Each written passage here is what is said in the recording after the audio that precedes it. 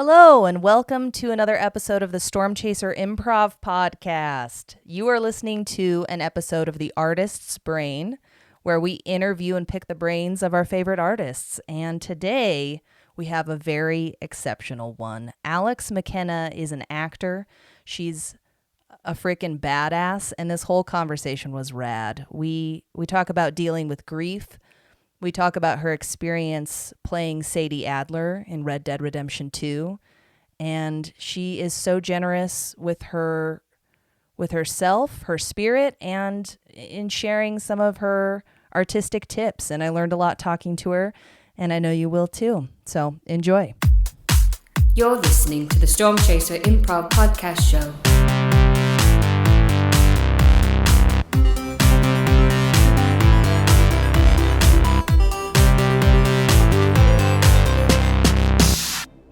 I appreciate you doing this because I know you don't really have context for who we are. Listen, I feel honored to be here, and sometimes I think it's fun to just dive into the deep end of something and see how long you could swim. Exactly. We've got extra oxygen tanks if you need them. Great.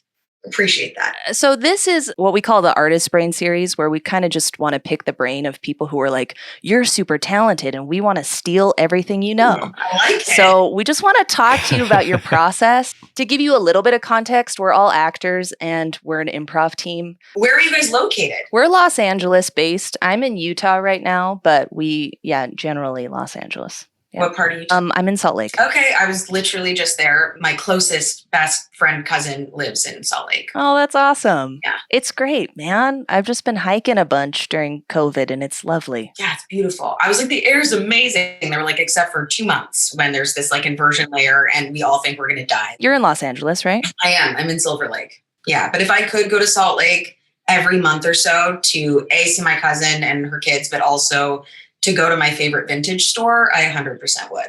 Where is that? What is that? Downtown. It's called Decades. It has great dude stuff too. It's fucking bananas. But I found like some incredible finds there over the years. I did a film out there for like 2 months, and I think I went there like every other day. Oh, wow. Wait, what film did you do out here? It's little known. It's called The Freemason. It was with Sean Astin. Oh, wow. Which was awesome. This guy, Randy Wayne, and our director, Sohrab, was great. Yeah. it was fun. That's amazing. It sounds like there was probably a lot of intrigue, a lot of mystery, secret societies. Mm-hmm. Yes. I'm definitely going to check out that vintage store, though. Thank you for the suggestion. You're so welcome. And you guys are here in LA? I'm in Encino. And I'm near Culver City. Okay. I actually did a class in 2019 with your husband, Josh. What? That's Yeah. amazing. Were you at Warner Laughlin's? Yes, it was in the Warner Laughlin space. We did a mindset intensive for 3 days. Yeah. Yeah. Oh my God, with Joe and Hillary. Hillary. Oh, yeah, you know them? Oh yeah. Oh, yeah. fantastic. Small Yeah, world. Hillary, I like it when I coach for something, I love to work with Hillary and Joe, his wife. We're all friends. Oh, yeah, they're fantastic. I'm so lucky to have met them. Yeah. Oh, I love that. That's so cute. amazing. It's such a small world. It makes me so happy. It makes me happy too, because I feel like when the world feels small like that, it's like a nice little testament that you're kind of on the right path. I'm like, that is amazing. You know, that's really lovely. I feel like I have so many good people in my life, and you're making me be like, oh, maybe I'm doing something right. Like that just maybe I'm doing the right things, because I don't want to give myself too much credit, but I feel like I'm surrounded by lovely humans all the time. And I'm like, thank God, you know, it's the best part of life. 100%. I mean, I do think that's at least where I gain a little bit of perspective when I feel like I'm failing, you know, that I have these people that like, well, they're great. And that like, I wouldn't be here if they didn't feel that way about me, I guess. Like I have something to contribute because I'm here and we're peers and we love, like, okay, yeah, that's good. That's good. You know, and then my head is like, you're contributing nothing.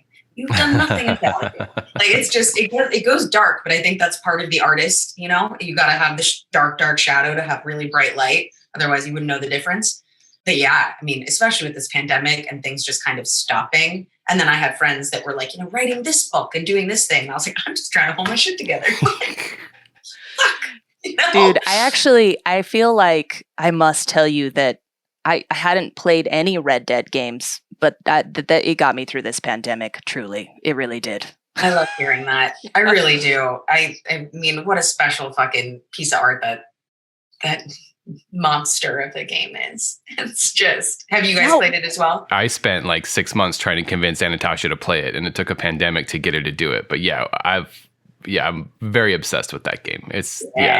That's the first game I've played start to finish, probably in 7 or 8 years, but I couldn't stop. Like you said, it really is a piece of art. Like it's so good. Let's just jump right in. I'm gonna gush for a second, so you can tune out if you want.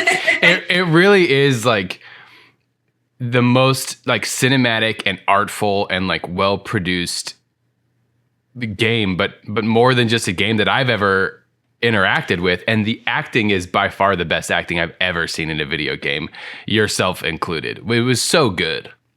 Yeah, it's nuts. I feel like I've been playing video games pretty much my whole life. I have 2 older brothers who are like, threw that on me at an early age.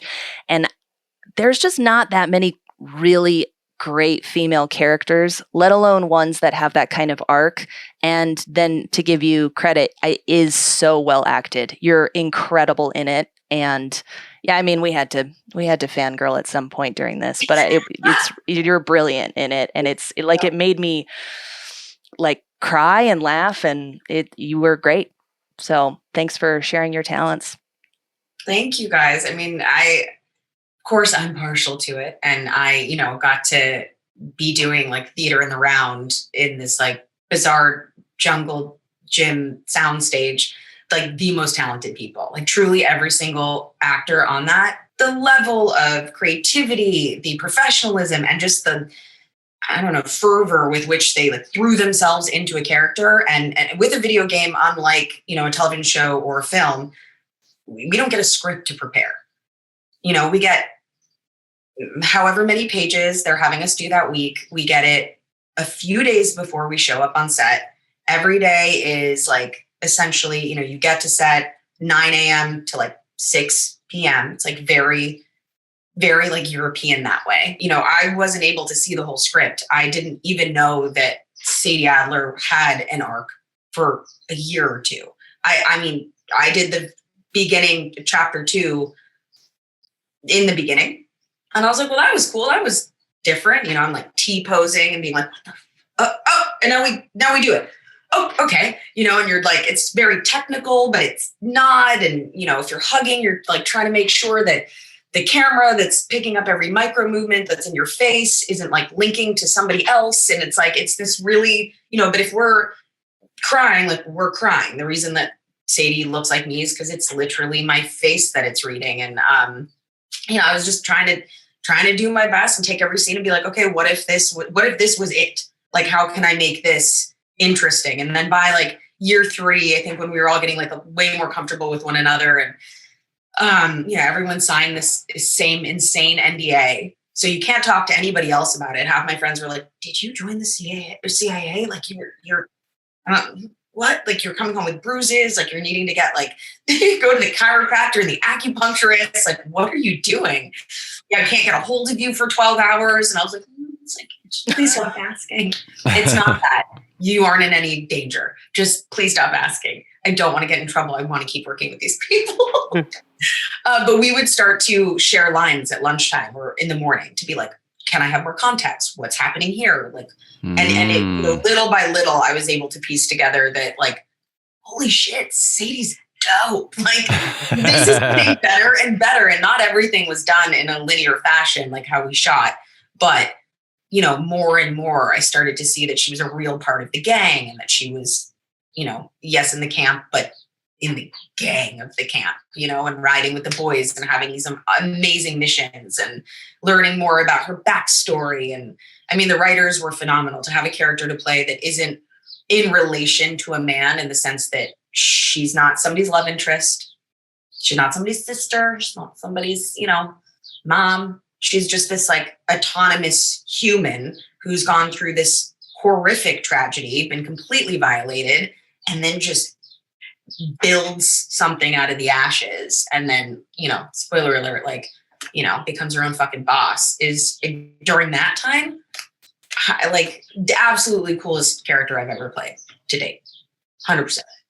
It sounds like a fucking Shakespeare play being like, here are your lines. Like, here's are your lines and your cues, and that's it. So I'm really curious, like when you're handed that script and you know that you don't have a lot of time, what are you prioritizing in your process and what gets left by the wayside because of that timeline? That's really interesting. I think had my other actors not been as wonderful and giving, and we all wanted to create something that we could be really proud of our work. And again, it's Rockstar, so it's going to be good, but like I don't know what that means. I had never played Red Dead Redemption 1. I actually didn't even know what we were doing for an absurdly long time. It had a code name. I don't think I can share it, but it had a code name, and I was like, okay, I know we're in a Western. Like, that's pretty clear.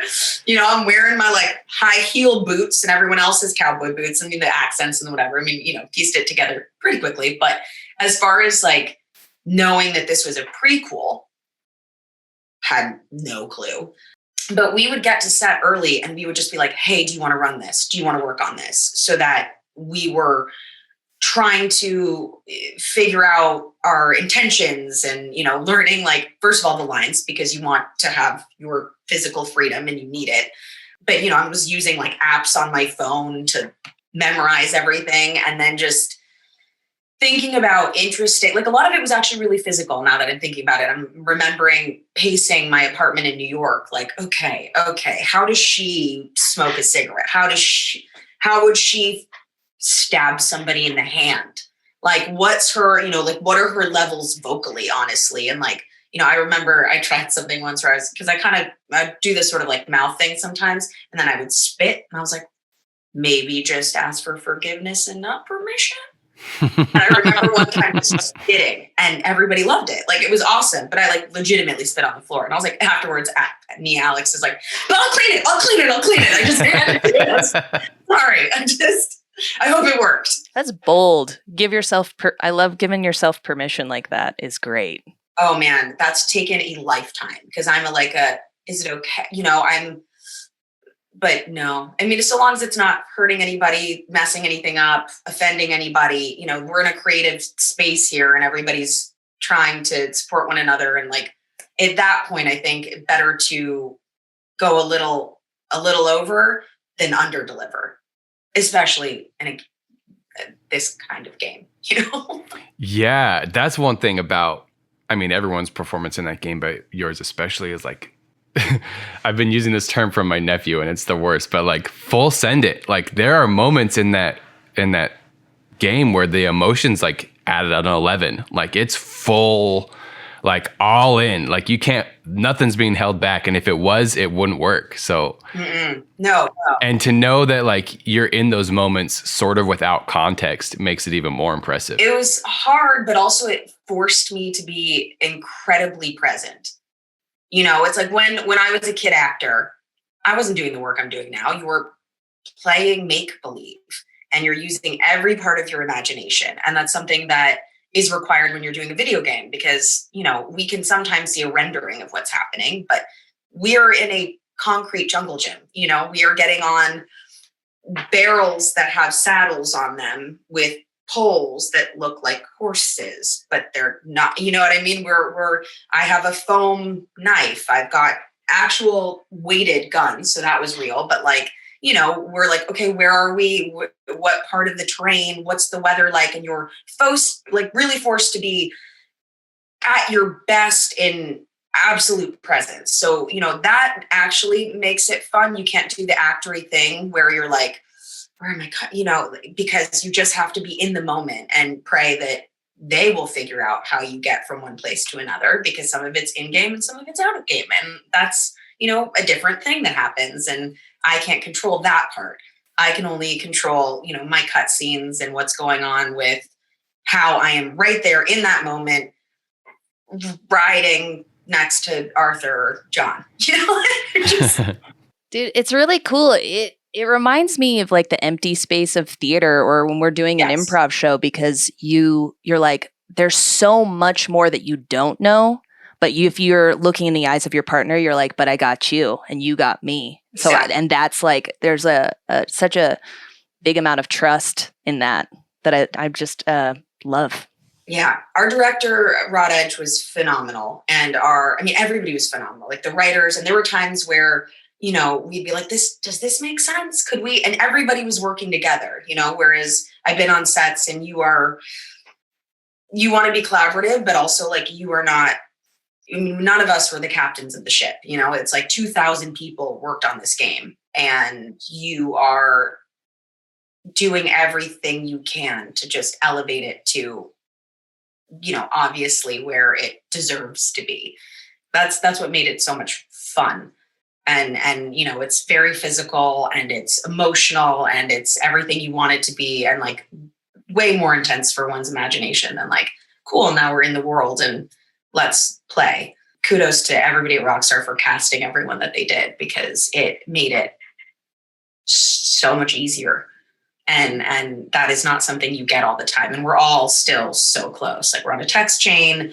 We love to see each other. We were seeing each other pretty regularly pre-pandemic. A few of us were going on the Comic-Con route, and that was really cool.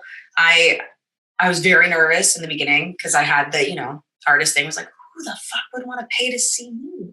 That's crazy. Like, no way. Though again, there is something about having like an avatar of yourself almost and having it not be you that I think helped me feel less strange about it. It's like you're geeking out about the avatar as well. You're like, yeah, man, it's so cool. I flew to New York because I was like, wait a second, we're on billboards. I was like, I gotta see this. I moved to LA and I was so excited about it. And, I used to play GTA and I loved Rockstar games in college. And I mean, when I showed up that first day and I like saw the emblem on the building that I was told to arrive at, I was like, what? Oh my God, this is so cool. And I can't tell anybody about it. Okay. Yeah. Shit. But it'll be cool at some point. And, Speaking of things you probably just won't ever be able to tell anybody about, let's say Sadie is the protagonist of Red Dead 3. You, Alex, what would you like to see from her? I mean, you basically had like 5 seasons of a television series with this character, the equivalent of a number of hours with this character. So what else would you like to see from her if that ever is a thing in the future? Everything.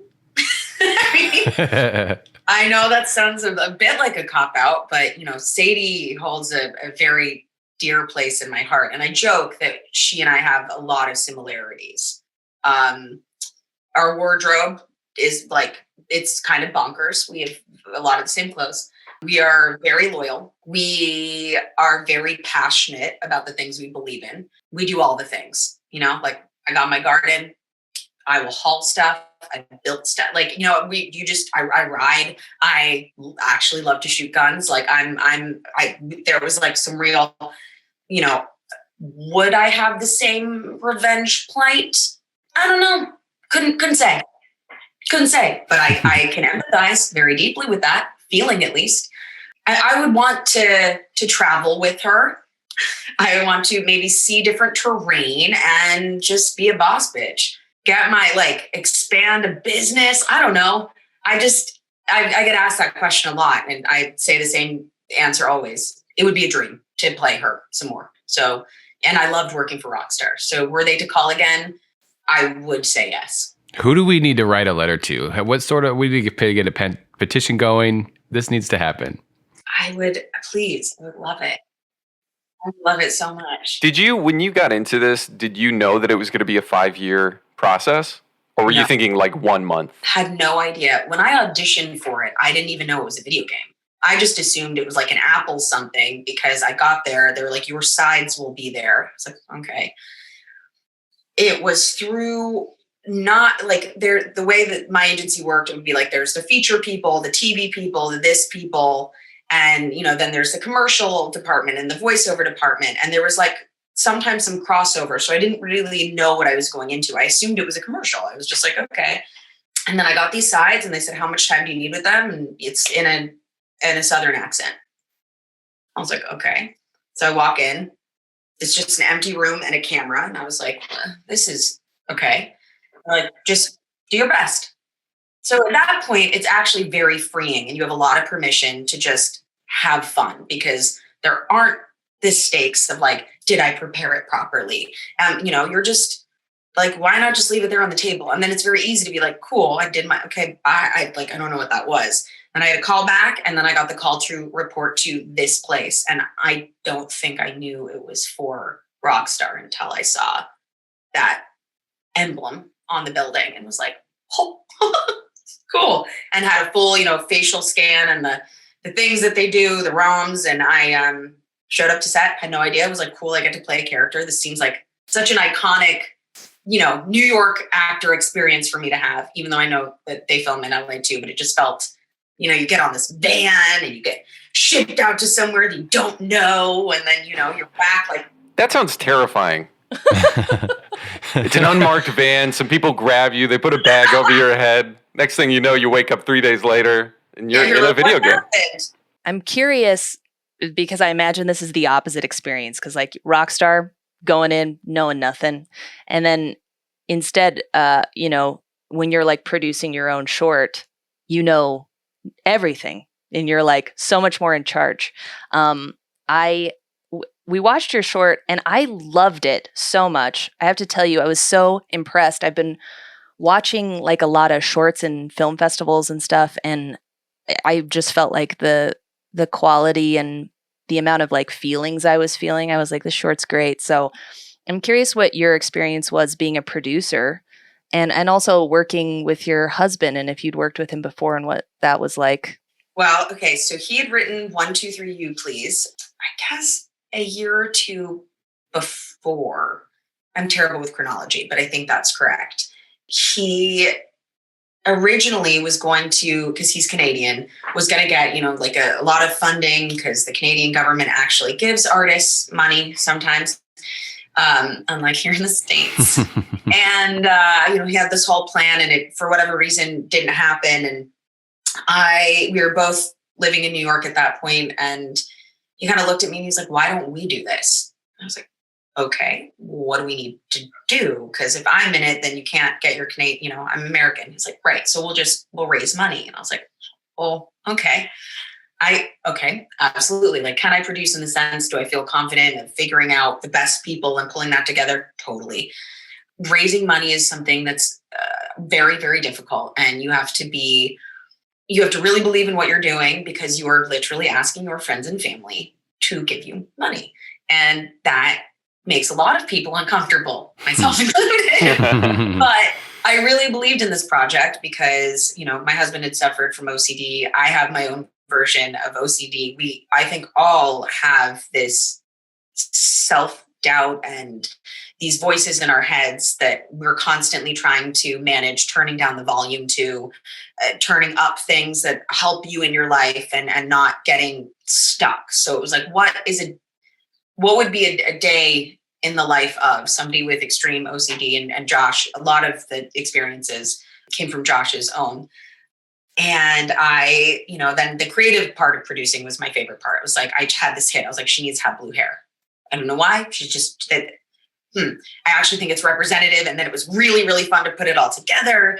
And then we had some great producers on the ground with us, and Josh was directing it and played a part in it. We asked 2 of our friends to play other parts, and it really came together. I mean, we raised, like 20 grand maybe, to shoot in New York for 4 days, which is wow.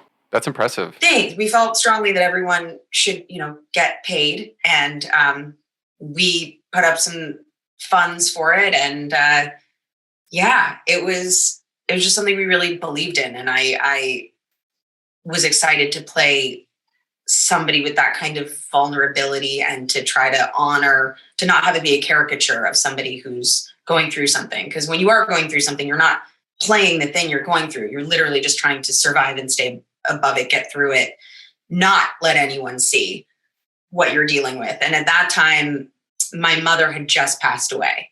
And I was feeling like, though my version of, OCD like has never been to that degree. I was able to really relate to the character because of knowing right then and there how it feels to just, you're trying to survive, you're trying to manage, you're just trying not to feel all the things that are happening in your brain.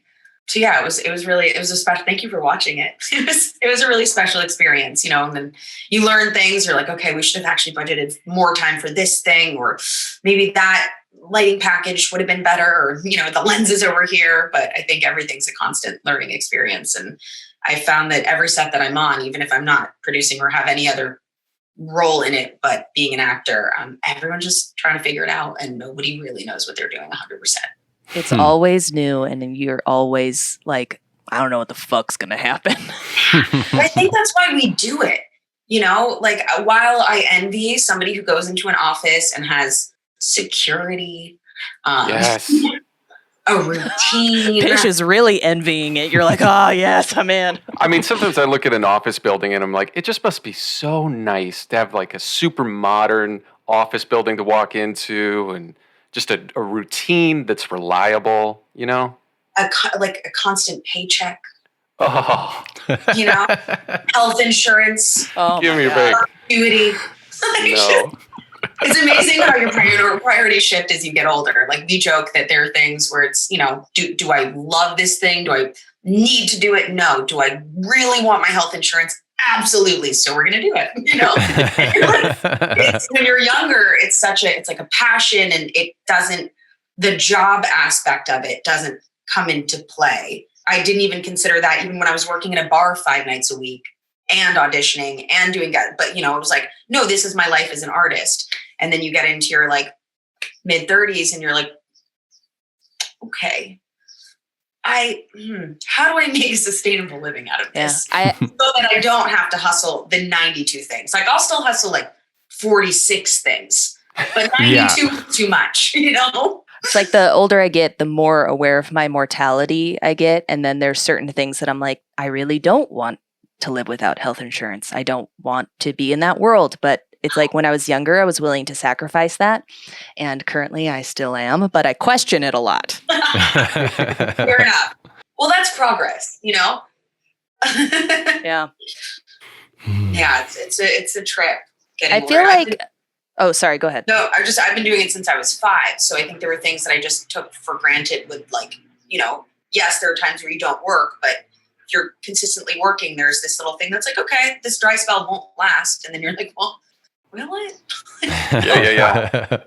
Oh, God. I mean, for that reason in particular, do you plan on producing more, or like trying to, you know, take creative control in that way? Absolutely. I am currently working on a podcast that I wasn't, you know, it seems with a little bit of distance from when I decided that I was going to do it, so obvious. Like I do a ton of voiceover work. I do audiobooks. I was in this video game. I use my voice all the time. I read like a monster, and I like to storytell. So why I was trying to not engage in this thing, I'm still not really sure. I feel like I'm always the last to realize how obvious it was for my path to go a certain direction.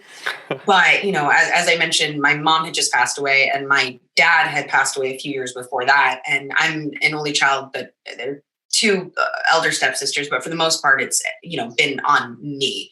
You know, especially with my mom passing, it was me figuring out things that, you know, at 31, I was like, I'm an artist. What do you mean I have to do 6 sets of taxes and talk to every kind of appraiser under the sun? And what's the difference between probate and a letter of testamentary, and arguing with American Express because you don't actually need that because I'm in the state of California? Like wild, wild shit that I was just almost floored by, and tried to, I think only survived with having humor and, you know, some support from friends that were like able to sit with me while I'm, you know, organizing just insane amounts of boxes in 3 storage units, move like just wild shit. So the podcast is called Good Grief, The Gains of Loss. And it's going to be a humorous take, as funny as we can make it, on just different aspects of what it's like to either lose somebody, be trying to support somebody who's in the middle of loss, different kinds of grief, and just, create hopefully a platform where it's not complete trial by fire like it was for me, where like, whether or not you have a question, you can write that in. We'll be talking to guests. We'll also be having experts, for example, nobody knows unless they tell you that if somebody, let's say you're in hospice, or what even hospice means, but let's say you're in hospice or you're not in hospice and a body passes it at the house, you have to call the police. There's a dead body in the house. If you don't tell them to turn off the sirens, it's a fucking crime scene when it's not a crime scene because you just fucking lost somebody. So it's like, it's all this shit that I would be like, hey, the more information I could get out there so that you don't have to go through this trauma, or you could just make it better for somebody else. And even people who don't, like, it's coming for everybody. That's the one thing we all know.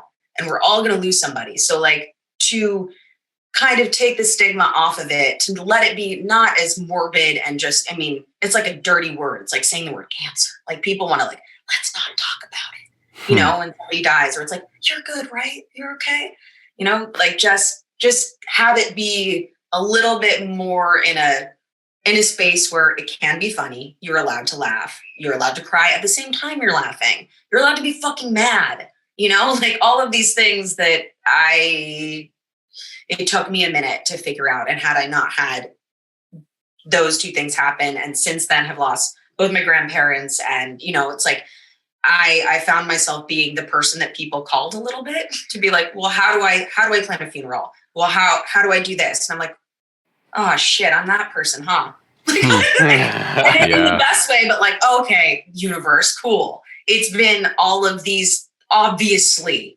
It's not that I am an expert. It's just that I actually have been through it, and I'm now always curious, and I want to keep learning about it because we don't talk about it. We get scared and it makes people uncomfortable. But the great irony is everyone is going to deal with it. So what are we doing, It's crazy that, you're going through something so painful. And then on top of that, there's all this bullshit red tape shit that you're dealing with, that you're like, why the fuck am I dealing with this right now? Like, I'm already holding the biggest thing in my life. So I'm definitely going to listen to that. We talk a lot about mental health, or we've been talking a lot about mental health, because I think as performers, we're in this space where we realize how important it is to be able to access those parts of your life that some people have so many walls set up in front of to not feel things. So I love this because it sounds like it's just so simpatico with being a performer and being in the arts. And your experience there can give so much just perspective to this process for other people. That's actually, thank you. I have not even thought about that as a parallel or something that people could gain from, because that's really cool. Thank you for saying that, because I find, I learned more and more that the more, I've trained with some awesome people. Love Warner, love everybody at Warner Laughlin's.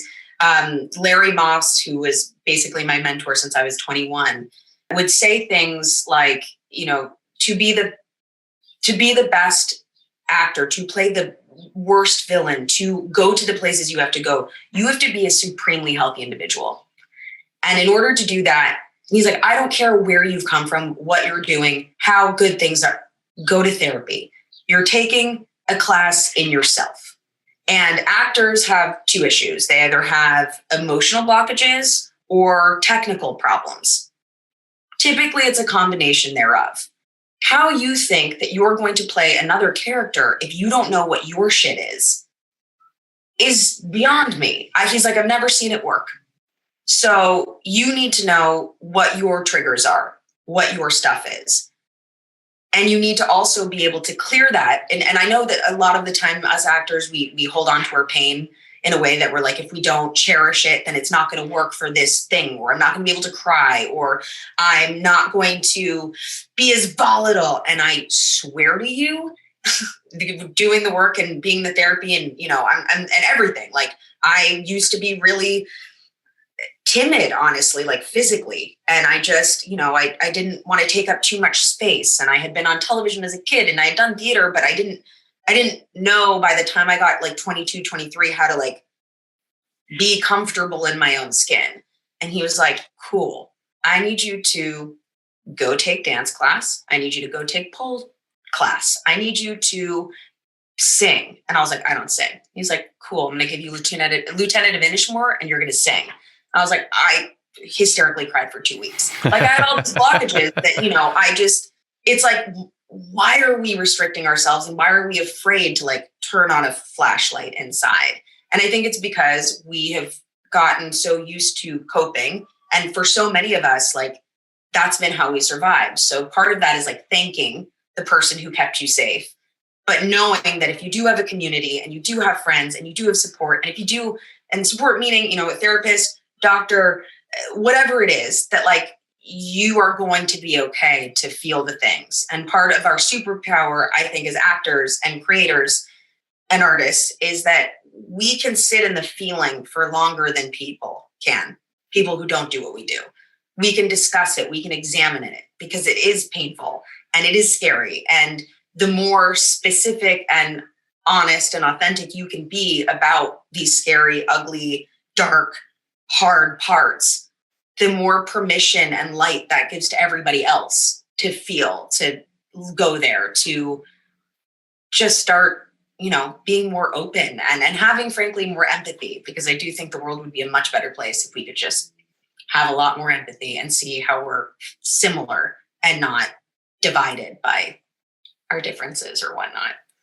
That I need to get preachy there, but I No, clearly have it's- a lot of feelings. Amen. No, Amen. that's beautiful. Yeah. It's like you are, as an artist, learning to sit in your discomfort and look at the thing so that other people can be braver and also look at the thing. And I found this to be so true. And when I was young and dumb, I really thought like, oh, well, you know, I probably won't be able to access my vulnerability, you know, unless I'm in pain, or like, you know, it's some fucking dumb fucking shit.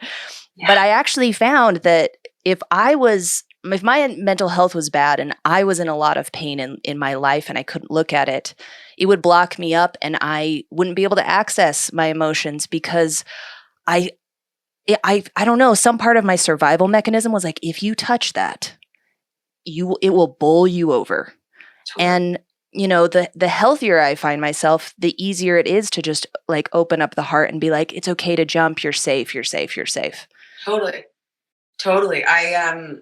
You know, it's your survival kicks in, and your survival isn't rational, right? So you can be like, hey, no, I know that I'm acting right now. Okay, now it's time to cry. Now it's okay. And your system's like, no, you're gonna die. And then it just shuts down. You're like, oh my God, what can I do? And so, you know, it's good to have like a lot of things in your arsenal. Like, bless the people who are like super method or super this thing or super that thing. That to me seems really restrictive and terrifying to only have one thing, because you don't always know where you're going to be. Like I was on an episode of Code Black, and I had auditioned and I was excited. I was like, cool, medical show. It's going to be great. Fun guest star. Sort of knew the premise, but obviously just had my audition sides. I didn't have the script. I get to set. Obviously, nobody knows what's going on in my life. I'm back in LA. My mother is in the hospital. She's not doing well. Turns out my mother in the episode gets hit by something, some like shrapnel, and is in the hospital. She has the exact same haircut as my mother. Blonde. They look very similar. Every day that I wasn't shooting was in the hospital. I would go to the hospital after set. My mom loves this show. So I'm like, this is really great. Like, I'm so excited. I get there. I have to, shit you not, watch my mom die in the scene in the hospital. And my mom had stage 4 cancer. Like that's, you know, like all roads. This was with life, you know, imitates art, or art. I don't know what the fuck was happening, but it felt like the universe was like, all right, girl, let's see what you got. How big are you? Like, and I got to set and was like, okay. And I was like, you know, just kind of almost having these like mantras with myself. And I've never done that before. And I've never, you know, because the amount of, and nobody knows, because obviously I'm a professional. I'm not going to tell everybody like, this is what's happening in my life, but it's exactly what you're saying. I kept feeling the thing, just like the valve shut, the numbness start, because, you know, if you get eaten by a bear, but really, or rather, if you get surgery, your body doesn't know that you're not being eaten or mauled by a bear. It's like your body doesn't know the difference. So even though rationally I'm like, cool, this is a television show, my heart, my body was like, your mother's dying in the hospital. Because if you're doing what you're supposed to be doing as an artist, you're downloading, like, you know, the reality, even if it's fake or imagined. But my reality was this reality, and it was just coming together. And I was like, well, this is where my training kicks in, I guess. Oh, shit. Oh my God, what am I going to do? And I, you know, because again, I'm like, all right, if I go there, am I going to be able to get out? Because obviously we're not filming in sequence, and I have an earlier scene later, and I can't be hysterical, you know? So like, what am I going to do? Yeah. And I've never done so much breathing in my life. I also had to, and again, on a television set, you don't have time, like money, time, it's all the same thing. So you're constantly being, you know, and I had to be like, can I take a second? Or no, I didn't even think I said, can I said, I'm going to take just 1 minute. And I took, and I was like breathing, and I was like, okay, here we are. And just whatever happens. And like, if you can't get there, you can't get there. And I'm sure they have something to help you. And if you can, great.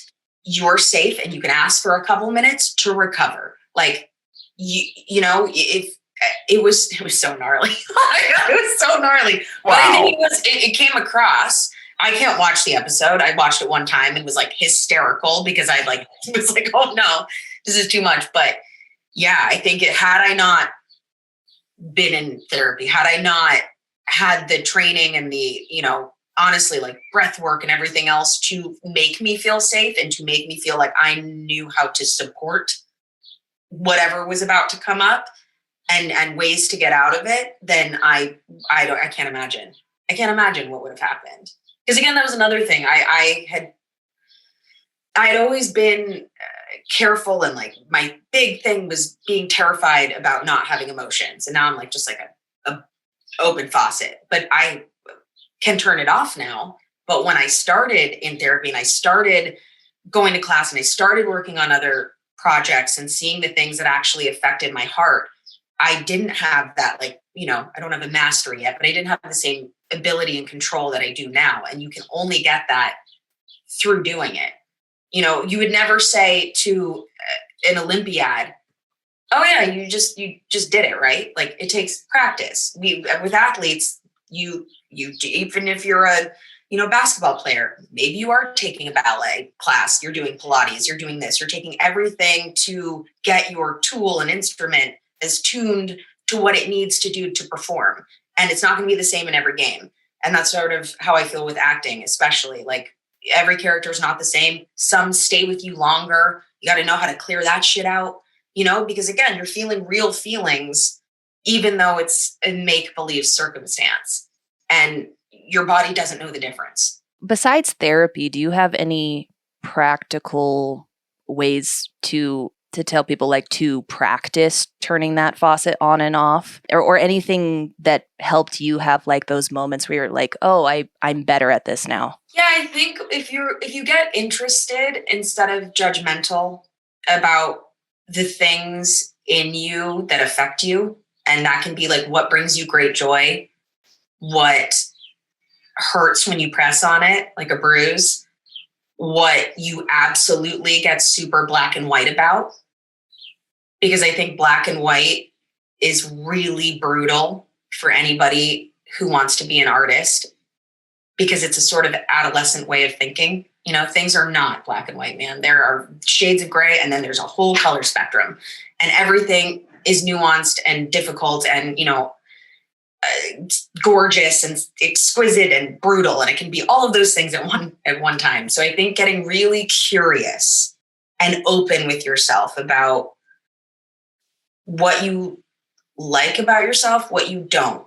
Looking at your parents, seeing what you're a reaction to, what you're not, knowing what your triggers are. Like in scenes where I have to get really angry, I almost always afterwards need to cry. Why is that? I needed to look at that, because that's, you know, Like what, is rage always covering up sadness, or is that just for me? Like what, really just getting curious, and also like reading about other characters, like beautiful books, plays out loud, like seeing the things that resonate with you or don't. Yeah. Being curious about who you are within the medium you've chosen to like devote your life to. Like everybody's fucking different, and there's no right or wrong. So it's just about getting curious and wanting to explore. Yeah, I love that, because you got to have the courage to go there with yourself and say the things that you don't even want to bring up. At least that's the way that I feel sometimes. I'm like, I need to turn over the rocks that I'm scared about all the spiders that are under it. Yeah, I think that's the scariest part. And again, we've also, you have to honor the part of you that's still trying to save you and protect you. And, also recognize like we all hold secrets. We've all been trained by our families or our upbringing or whatever's happened, where your place is, how you feel safe, what you value, just like figuring out who you are within that, so that when you play another character, you're A, not judging them, B, can actually take yourself out of it, because, this character doesn't have my hang up about X, Y, and Z. This character doesn't, love vintage clothes and Formula One like Alex does. Like, so what do they like? But legitimately, like what? And why does Alex like that? All right, I'll look at that. Why does she like that? Okay. And it becomes like a fun puzzle. If you look at it like that, it's hard a lot of the time, but also I'm curious. I don't want to be a reaction to life. I want to know who I am and be able to have some control over my behavior and how I exist within the world. Yeah. Like if you can't keep asking the whys about yourself and then the why that and the why that, you can't really expect to be able to do it about some created person that you've never met. Totally. That's great. That Code Black situation, you are incredibly brave, and I feel like that's like my nightmare. Like hearing you even talk about it was making me feel a lot of feelings. It was, yeah. I still look back at that and just can't process. It's one of those things that I was being so present because everything wanted to do was disassociate. And, I got cast on a show and I'm a professional and it is a thing, and you can't, it doesn't matter. Like, and I didn't say, hey, I can't right now, I'm having a family situation. So that was on me. So it really doesn't matter what's happening in your life. Like you have to just, in a healthy way, be able to compartmentalize, but also keep yourself integrated. Yeah, it's a lot to ask in a society that doesn't necessarily prepare you to take care of yourself just by itself. Oh God, no. No, we were watching an old movie, and, everybody's like, don't cry. And I remember like, that's a whole generation that said, don't cry as a kid. I remember hearing that all the time. It's like, but why? Why not just fucking cry? You're not going to die. Just cry. And then it passes. But we have all of this like fear that we haven't even looked at because we've been told not to do something. It's so interesting. And then when you're supposed to do it, like for example, when somebody died, and it's like you're supposed to grieve. So you can't. Like you're in survival and no one's taught you how to manage that. It's like, I think your podcast is awesome because you're destigmatizing the realities of mental health with being an artist, with just like being a good human in the world. Like that's something people don't talk about enough because we're really going fast. Like everybody's just going fast and trying to get done what they want to do. And we have our goals and we have our wants. And, it's like, sometimes it's okay to just sit back and look at like what you are building and, notice that you got amazing people around you and like you've created this dope podcast. Like that's amazing. You know what they say, chasing storms ain't free. So please enjoy this quick message from our sponsor and we'll be right back. brought to you by RY Originals, whole plant vegan CBD vitamins that are full of healthy, purposeful vitamins, minerals, and herbs. Hemp is more nutrient dense than broccoli and berries. It's a superfood. For some reason, every other CBD product extracts and isolates the CBD from the plant, leaving all the nutrients behind. But RY says, not today, nutrients, you're coming with us. By lightly baking the hemp powder and mixing it in with other natural vitamins and minerals, RY creates a perfectly healthy and perfectly balanced experience. So, not only do they make you feel good, they are also really good for you. They're double lab tested and activated without extraction, which makes them truly original. RY Originals has crafted 4 unique blends. They've got Better Mood, Pain Lift, Sleep Tight, and Original Blend, all of which are available right now at shop.ryoriginals.com. That's shop.ryoriginals.com. So check them out today, and don't forget to use discount code STORMCHASER at the checkout to get $4.20 off every bottle. RY Originals. Eat your greens. Your Instagram says that you're an Orthodox existentialist, and I really wanted to ask you what that means to you. Well, it's a little bit tongue-in-cheek for me, because I think being Orthodox anything is Yeah. is tricky. Again, I don't really believe in blacks and whites as far as, this is completely good and this is completely evil. Like, I think there's almost always, room for that to be challenged. But I got really into the theory of existentialism and all of the writers of that time in college because I was trying to figure out what I believed in just the world, what I was doing.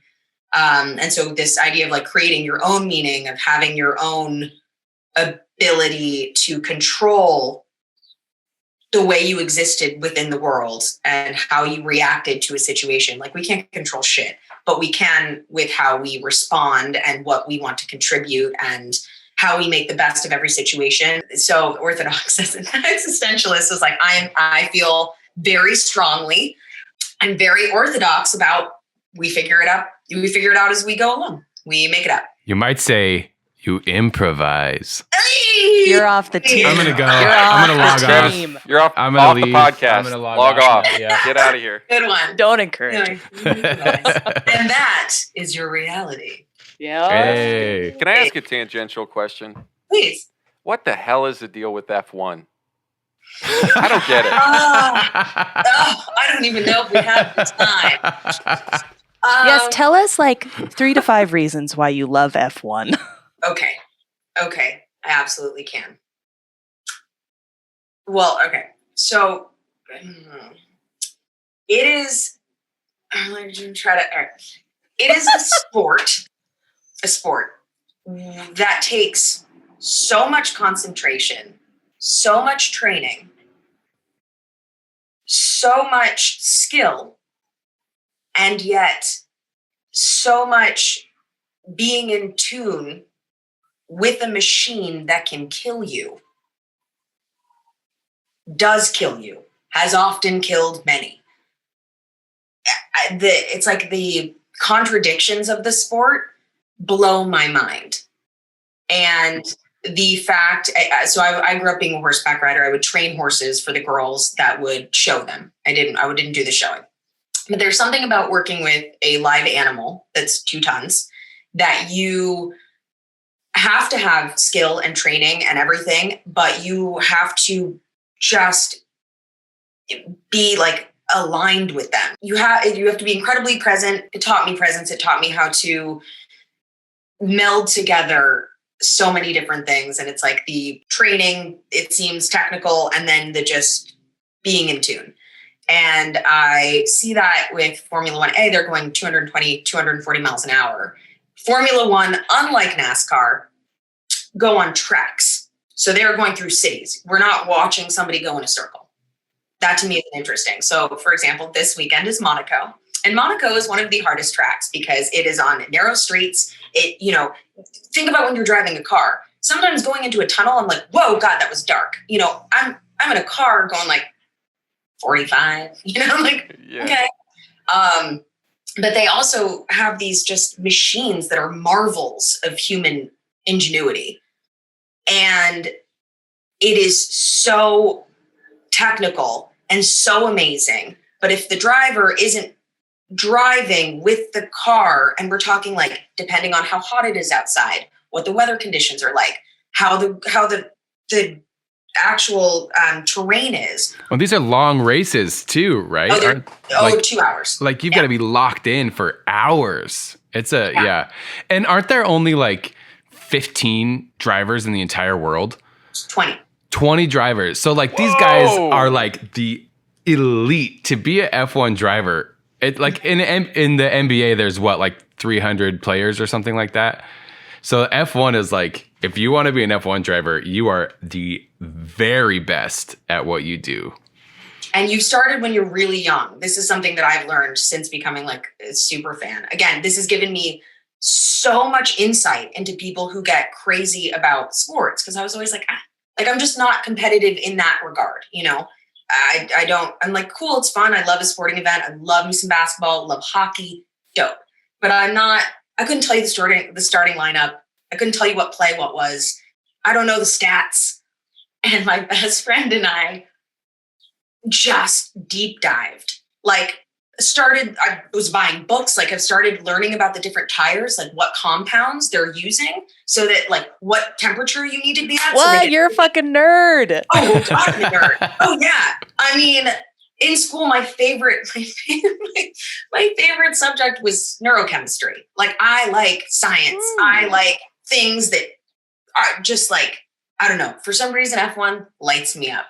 And to have these people who are at the top of their game, because there's, you know, when they're little kids and they're doing they're not even that little, but they're like go-karts essentially. And they start really young, and then there's F3 and then there's F2. And also probably, and you guys can fill in why, the proximity to life and death and the stakes of it all is electrifying. You know, they just got to a place where somebody's like not dying every year or two. Wow. Anyways, obviously, so that's probably not just 5 things, but I would say check it's it out. great though. You have me Fantastic. convinced. I'm gonna go watch that. I listened to an interview with a Formula One driver, and just Which one? I don't remember. But he mentioned that documentary you were talking about. But one of the things that I was like, I never would have thought about that. We were talking about how they train and stuff, is they do neck exercises because the weight of their helmet and the G-force of going around turns ends up being like hundreds of pounds on their neck for 2 hours. Holy shit. So it's like, there's just so much you don't think about. It's so much you don't think about. They just got, like, they used to just do like helmets and they had this strap, right? But there's this thing now that they wear that goes over their shoulders a little bit that like holds their neck in place, because there were multiple drivers that would have survived, quote unquote, the impact, but their neck snap because of the impact. I mean, some of these crashes, like, if that doesn't make you a little bit curious, and also why they do it. And this like thing, like everybody who gets into an insane crash wants to get back driving immediately. That is like some, you know, that's like it's in your blood shit. Like that's some kind of virus I would like watching. So, okay, Yeah. so 2 things. One, listening to you talk about this is reminding me that, like, if you learn why someone loves something, you can learn to love it yourself. And I feel like people delighting in details always makes me more curious. So if there's something I don't understand, like, the more I learn about it, the more I'm like, this thing is cool. The other thing is have you guys read Man's Search for Meaning? No. It's great book. But I felt like what I got from it was this idea that the meaning of life is like whatever gives you meaning. Literally, whatever meaning you give it is the meaning of life.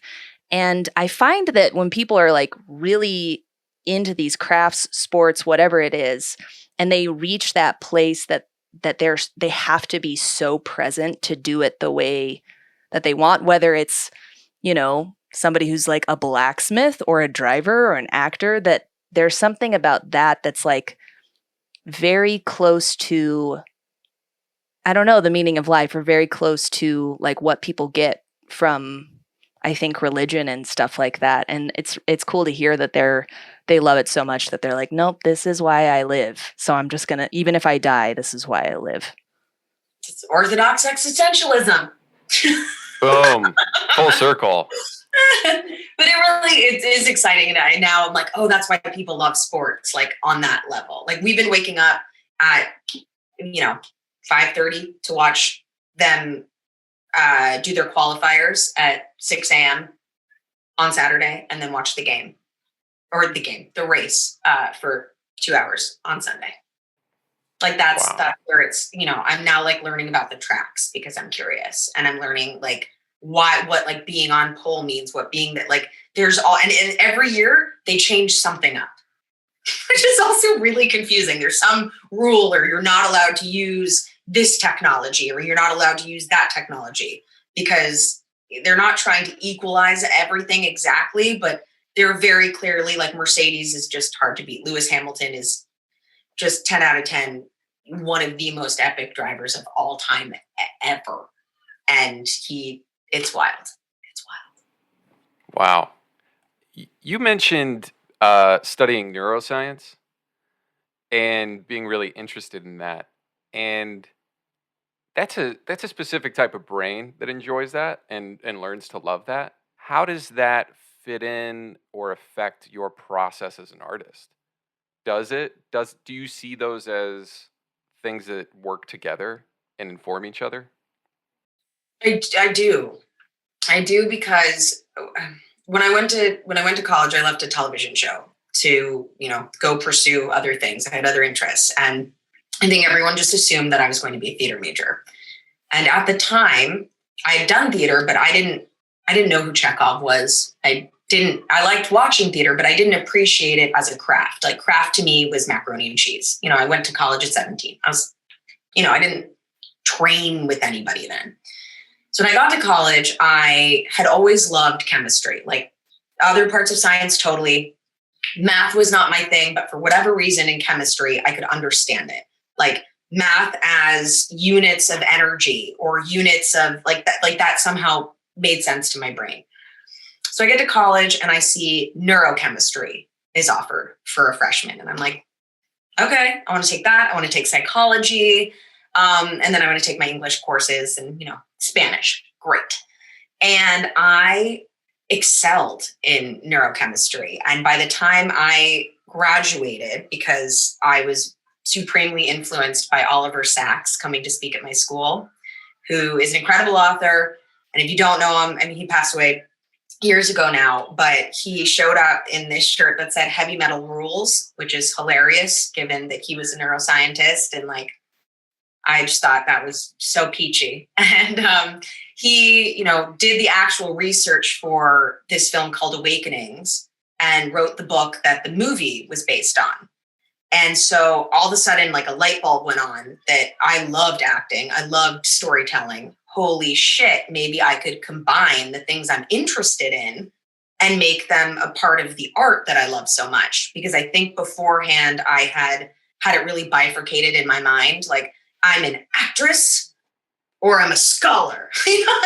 I can do this or, and so all of a sudden here was this window to integrate the things, but I had not had enough English credits to major in English if that's where I wanted to go, if I wanted to be able to write about all the things that I was getting inspired and interested in wanting to pursue deeper and deeper. And then the thought of like being in a hospital for the rest of my life and not being able to travel or, just research other kinds of humans or things, like it just all made sense. So that's when I went to school in England for a year because it was the only way to get my English credits. And I ended up majoring in English, minoring in sociology and then, concentrating in neuroscience. And when somebody asked me, because I went straight back into acting, what that was about, I was like, well, neuroscience has helped me understand the way each of our brains are so, so different and the ways that they're the same. and the ways that every single character is going to be have some sort of interesting alchemy, right? Sociology obviously is the, world in which perhaps our brains are getting influenced, the way we're expressing ourselves within the world. And then English is the way that I can express that, like the way that I can write about it, the way that I get to convey all of these things that light me up, and keep researching and exploring and getting to constantly stay interested and curious about this art form that I love. And so to me, yes, it all makes sense. That's cool. But it took a second. It took a second. That's a great answer. Yeah, Character like brain alchemy. I love it.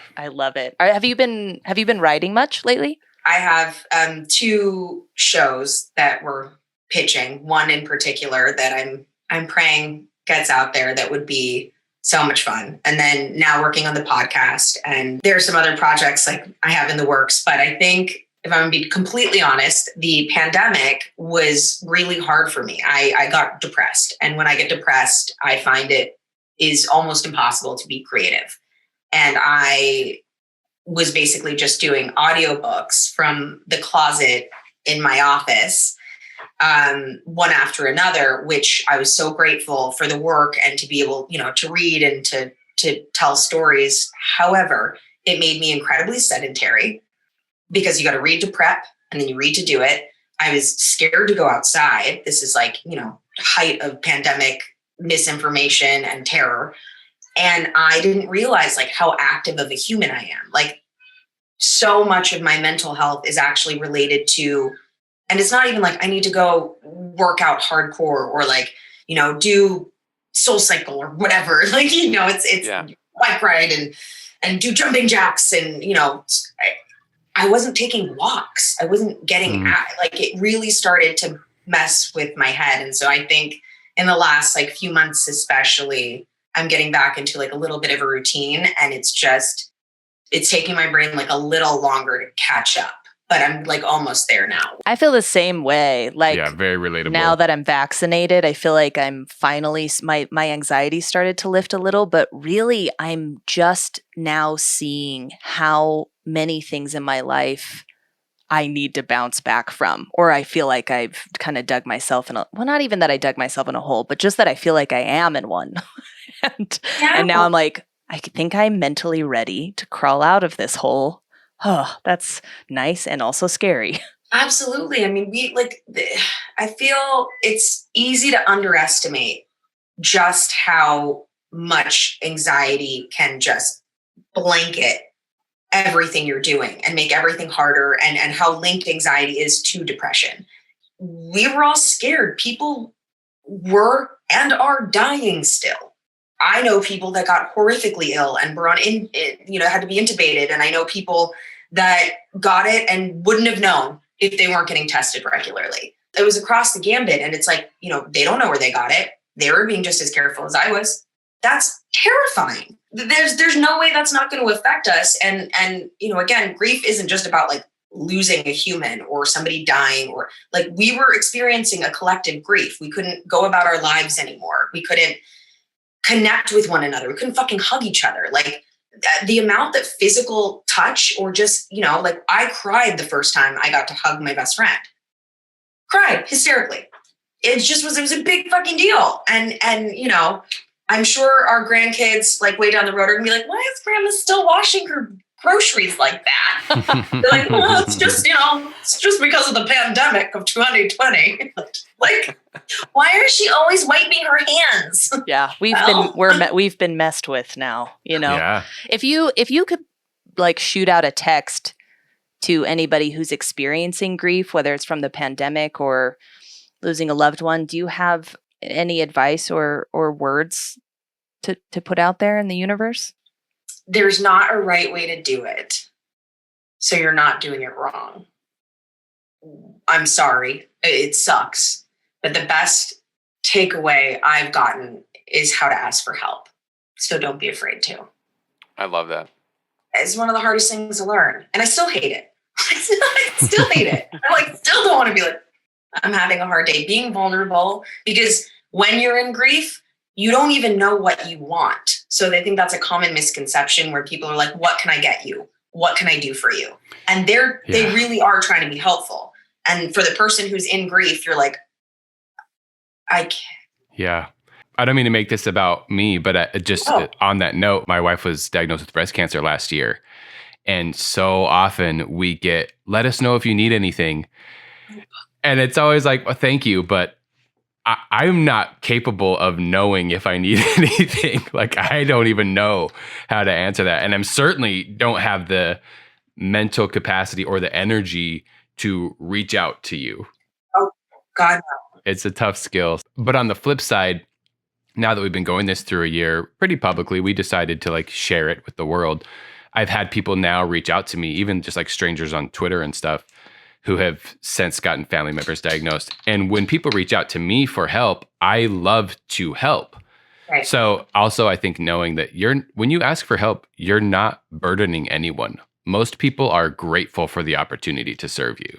100%. But like you said, there's just this valley in which like sometimes you can say, hey, I need this. But most of the time you don't know, especially right when you're in it. And so something that I would like to get out there to people, I know this from my experience, people ask that because they don't want to impose. Mm-hmm. They don't want to make it like harder somehow or like sensationalize this thing that you're going through somehow.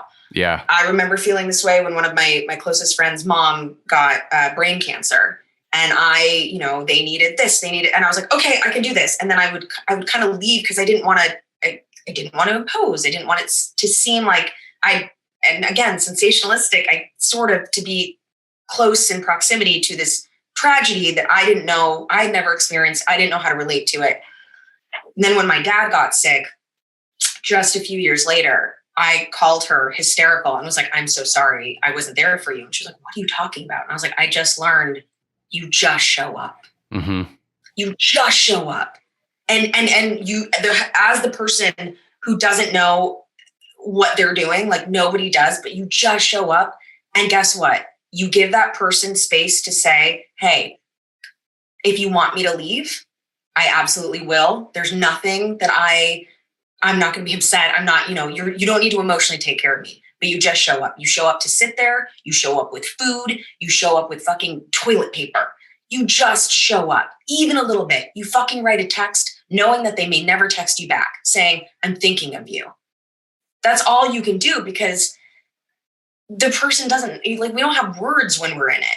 You know, I would sit at the hospital and you got to eat. Like, it would take somebody being like, hey, can we go for a walk? Let's go outside. And I was like, outside. Yes. And just 15 minutes of that would give me strength to keep going. But I don't know how to fucking ask for that. Right. Like if I had the wherewithal to be like, hey, maybe going outside would be better, I probably would have done that. But that's like, there was no brain space for that. So I now tell people, and it's because I didn't do it. And, no one's ever going to be mad at you for not showing up, but they will remember that you did. Thank you. That is very, very helpful. I appreciate you sharing so much of yourself. And, you said something about death is coming for us all. And I'm curious, in your long, wonderful career, if you have any like bucket list items for yourself that you're like, I'd like to do this now. Cause all there is now. So what's interesting you at the moment? Wow. Great question. Travel is something that I need. I need as a human deep down. I like to go to places where I'm fish out of water, and I like to feel like I'm a traveler and not a tourist, which will mean, yes, everyone should go see Paris. And I absolutely want to go see Tokyo one day. But, there are small islands in the Mediterranean that I'm like, I want to go live there for like 3 to 6 months. Do you feel like 6 months living someplace is enough time to feel like you lived there? I think a year is more time to feel like you lived there. But I think 6 months is a hell of an experience. Again, I have a real love for vintage clothes because I feel like they are pieces of history and wearable art and really expressive and of another time. It's the most sustainable thing that you can wear. And try my best to be as sustainable as possible. I also love things that are like handmade and ISO, and going to the Met Gala is something I'd like to do before I die. I want to go to the Met Ball, and I want to like dress the fuck up. I want like to be like the most extreme. I really appreciate your fashion sense. Like you do. I feel like you often post things on Instagram where I'm like, it is a work of art. I am not somebody in tune with clothing at all. And honestly, I don't even have a question about it. Just it's encouraging to see and it makes me more interested in it. But I'm such a sweatpants girl. But I'm like, I want to be more like that. And I like the sustainability of vintage clothing. I never thought about that before. Yeah, it's really cool. I've had the great privilege to work with this, basically a vintage fair, but it's also a company. It's called A Current Affair, and they host vendors and highlight vendors and sell things, that are, some of them are like historic, insane designer pieces, and other things are just fucking awesome, like whatever. It's again, whatever excites you and lights you up. And I'm somebody who can like touch a piece of clothing and go somewhere else and feel like a different person a little bit. So I've gotten to host for them during this pandemic, and I hope to continue working with them forever. But I, get to try on these collections, and then I talk about them. And so for me, nerd that I am, I like look into the history. I want to know what, this person was. I've never heard of Izzy Miyake, and like, how can I talk about that? Like, it's been so fucking cool. So that's been really special. So, fashion has been a big love of my life, because my mom was very, very fashionable and, just always had this killer sense of style. And while our styles are very different, she really instilled in me that presentation of self. And again, given, being an actress, she was a publicist, all the things, like it could be creative and it didn't need to be superficial. Ooh, I like that a lot. Yeah, I love that. It's like self-expression, like fuck like what you think it should be. It's just like you're expressing yourself. One of my least favorite things ever is when they talk about trends. Bitch, it doesn't matter what the trend is. Do you like wearing it? Does it make you feel good? Does it say something about yourself? Who the fuck cares? Because it all comes back around. All the shit that you like, mom jeans. If you were alive in the 90s, everybody had a fucking pair of mom jeans. You didn't have fucking skinny jeans. That came in like the aughts. Well, why can't you have both? Like, what does it matter? Like, anyways, I just, if it makes you feel good, and again, bonus, if it's sustainable. So if it's not fast fashion that adds to insane amounts of pollution, and if you can buy from smaller companies that do smaller batches of things, like, again, I'm not gonna lie, I found some really cool shit at Zara. Do I believe in their ethos as a company?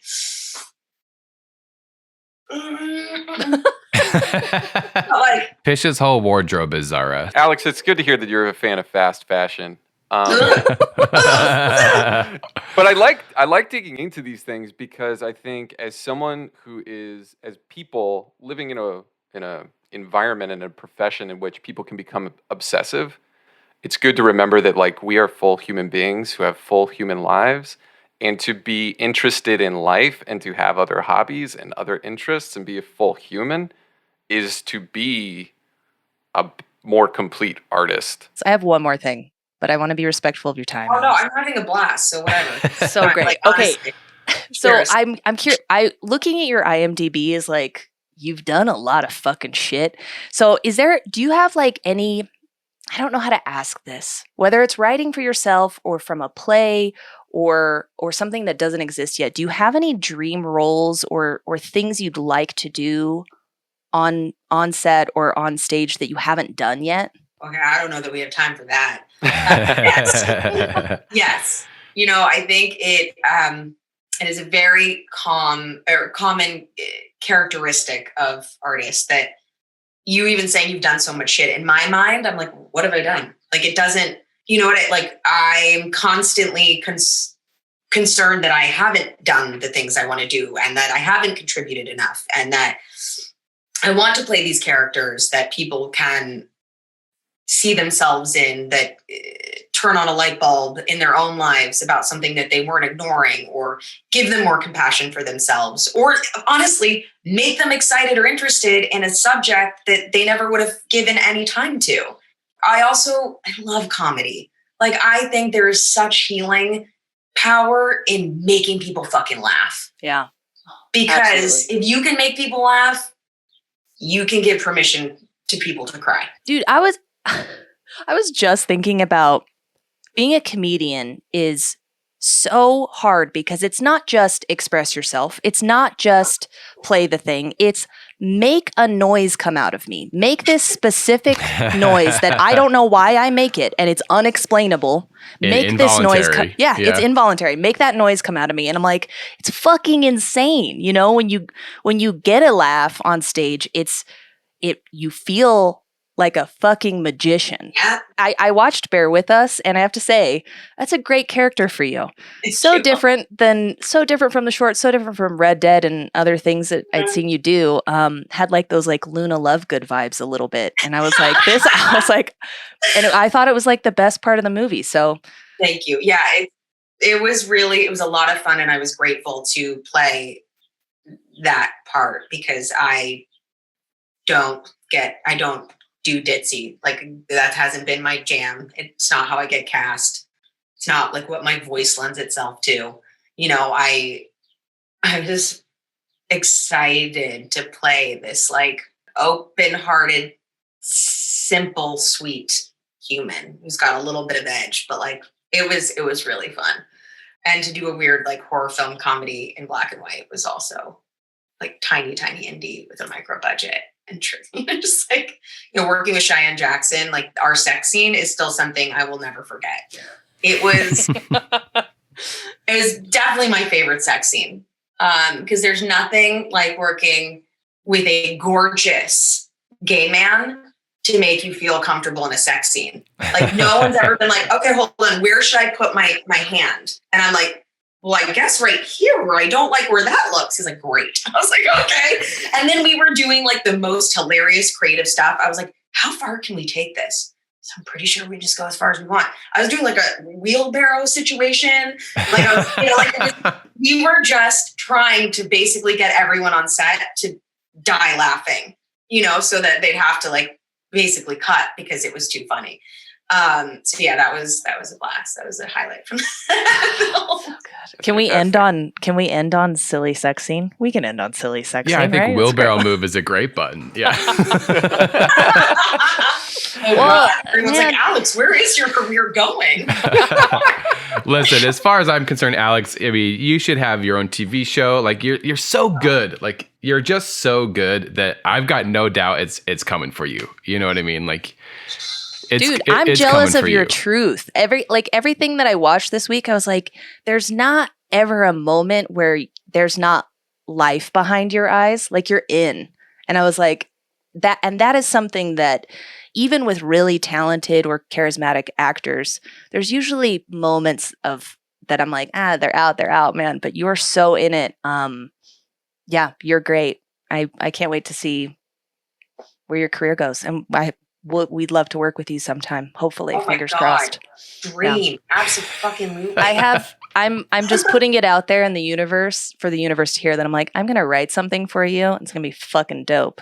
Then we're gonna make it. It'll be great. Okay. Thank you so much for listening to the Storm Chaser Improv Podcast show. I thought this episode was very beautiful, and there were a few times that I got pretty teary-eyed, even though you, the listener, probably can't see it. Unless you have a camera in my office, in which case, please stop that, Andrew Pish. You can follow Alex on Instagram at MaxMagpie. She is a delight. And Pish, get the camera out of my office. Pish, I see you. I see you. Thank you for listening to the Storm Chaser Improv Podcast Show.